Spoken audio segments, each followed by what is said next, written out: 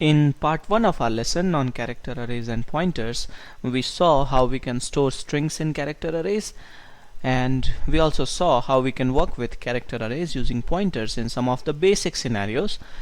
Whenever we are working with pointers, it's really important that we visualize how things are happening in the memory. So the first thing that we will do in this lesson is we will simulate the program that we had written in the previous lesson to print the characters of a string and see what goes where in the memory. And we will also look into the concept of string constants and constant pointers. So this is where we had left in our previous lesson. We have written a function print to print the characters in a string. In the main method we have a character array of size 20, but we have stored a string of length 5 in it. We have used a string literal, so null termination is implicit.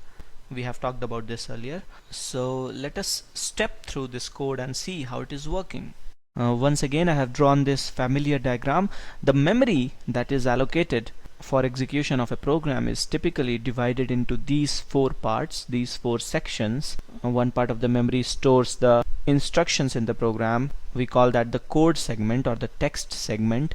One section stores the global variables, and stack is where all the information regarding function call execution and all the local variables go. Whenever we are writing a program, whenever we are executing a program, we should always visualize what variable goes where, or what data goes where, and what is the scope of that variable or data. Okay, so let us run through this code and see what is happening in the memory. When this program will start executing, first the main function will be invoked. Whenever a function is called, some amount of memory from the stack is allocated for the execution of that function. It's called the stack frame of that function. So let us say this stack frame from address 100 to 150 is allocated for the main function. Stack is one contiguous block of memory. So let us say in the stack the memory increases from bottom to top. All the local variables of a function go into the stack frame of the function. So when we declare a character array, 20 bytes from this stack frame will be allocated for this particular character array. Let's say they are allocated from address 100 to 120. Each character is stored in 1 byte, so we need 20 bytes for character array of size 20.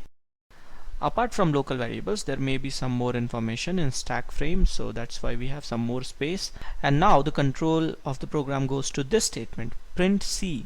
As soon as we make a call to another function from a function, the execution of that particular function is paused at that particular line, and the machine goes on to execute the called function. The called function is allocated stack frame on top of the calling function, so print will be allocated a stack frame on top of main function. Whatever function is at the top of this stack and at any point is executing, main will wait for this function to finish. Let's say this particular stack frame is from 150 to 170. Main is paused and print is executing right now. Now print will also have a local variable C, but this will be a pointer variable. A pointer variable takes 4 bytes of memory in a typical architecture, so this will be taking 4 bytes. So let's say starting address 154 in this stack frame, we have 4 bytes for this particular character pointer. So this C in main is actually not the same C in print. The C in main and the C in print are different. They have different scopes. We could have named this particular variable A or PTR or whatever, but all that happens when we make this particular call to print and pass this C here is that the address 100, which is the base address of the array, is passed to the print function, and the print function keeps it, stores it in a pointer variable. Sometimes it may confuse us when we are using the same local variable name in the calling function and the same argument name in the called function, but we must always understand that they are different. Okay, to run through this code further, I'll clear some space here now. I'll draw this array C outside the stack here. We have an array of size 20, but we are only showing the first 6 positions in the array from address 100 to 105, and that's why it is extending towards the right. The sixth character is a null character, and the first 5 characters are the characters of word hello.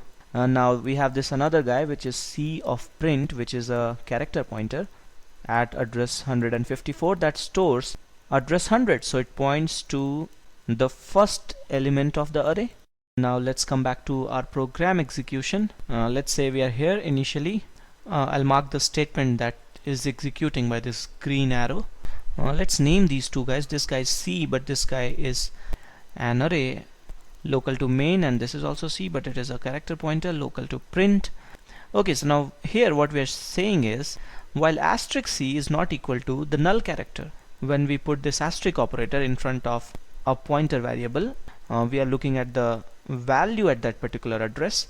So at this stage, when C is pointing to the base address, asterisk C is H, so this condition is not true. We will go to this line printf, that will simply print asterisk C, which is H. Let's write down the output here. So we have printed H so far, and then we say C++. If we understand pointer arithmetic from our previous lessons, incrementing a pointer by 1 unit increments the address by size of the data type that the pointer points to. C here is a pointer to character data type, and character data type is 1 byte. So C plus 1, C++ is saying C is equal to C plus 1. So C now becomes 101. So now C points to the second character in the array. And once again we come to verifying this condition in the while loop. Asterisk C is E here, it's not null. Once again we will go inside the loop and print E, and we will keep on going like this till the address in this pointer variable reaches 105. Now here the value at this particular address is null character, so the loop will not execute. We will come to this statement to print an end of line, and the execution of print function will finish. So this particular stack frame for print will be cleared from the stack, will be deallocated, and now main will resume and finish. So with pointers we should always know what's going where in the memory. Okay, so let us now modify this particular code to learn some more concepts. What I'm going to do in my code is, instead of creating a character array of size 20, I'll create a character pointer named C and equate it against a string literal in a statement like this. And if you run this program, the output will be the same. What really happens is, if you use the string literal in initialization statement of an array, something like this, and then the string gets stored in the space that is allocated to the array. So in this case it will go into the stack in this character array of size 20. But if you use the string literal elsewhere in a statement like this, or maybe when we do something like passing a string literal to a function, then in these cases the string gets stored as a constant during the compile time. Most probably it will be stored in the text segment of the application memory, and it cannot be modified. So if you write a statement like this, let's say you want to change the first character of this constant string to A, running this program will give you an error, will cause a crash. Okay, coming back to having a character array. Now if we have a character array and we are passing the address of the array to a function, that function receives it in a character pointer. Now using this pointer we can modify the data in this particular array. So if I say something like this, we first change the first character to A, and then we are printing the characters, and then as you can see it is possible to do so. Now sometimes we may want a function just to read a string and not write anything. To force this kind of behavior, we can change our argument to const character pointer. Now if we run this code will give us compilation error. We can read whatever is there in the array that is passed, but we cannot write to any of the positions. This code will work fine. Pointers are really tricky, and even the most experienced programmers write buggy code when they're using pointers. I recommend that you get your hands dirty by writing some code yourself. That's the best way to learn. So this is it for this lesson.